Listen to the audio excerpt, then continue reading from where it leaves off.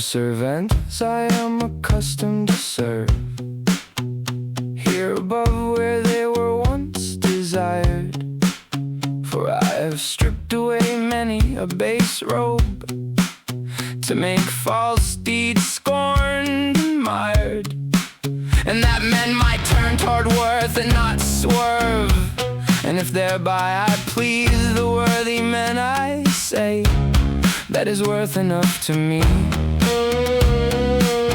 For always I desire this, come what may, that a worthy man love me, whoever hate me may.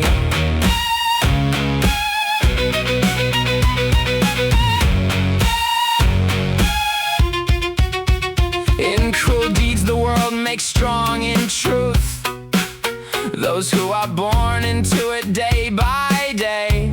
For when each one has lived a little while, forsooth, each one acts the villain with murder's play, with wrongs and lies and with breaking of faith's sleuth.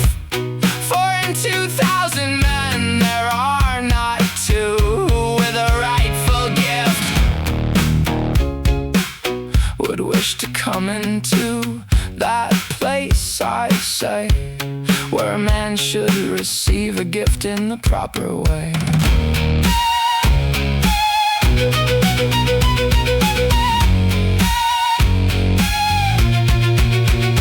And when life is about to fail him near his end, he thinks he does a true virtue's part, when he says that all the wealth he has to spend be given for his burial at his depart.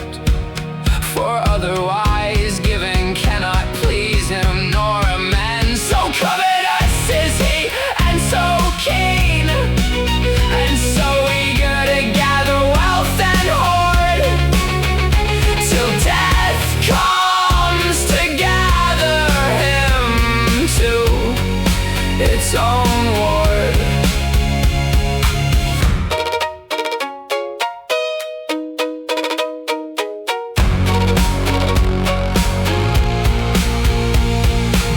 Should thank the barons and hold them dear, because toward him they are deaf and dumb.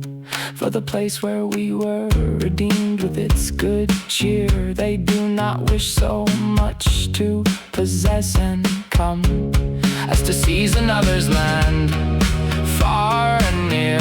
And I do not think the King Lord Alfonso would be such a man, no, rather he would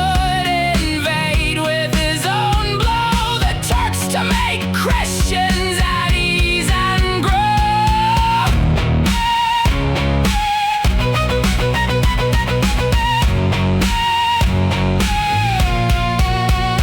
I see wickedness spreading everywhere. On every side is one who knows its way. It has corrupted the world beyond repair, so that there is scarcely anything more to say. For if a man dared to say it, I declare, black and white, brown and red-haired too, have so much of evil's hue, that when I gaze upon them through and through, grief comes upon me and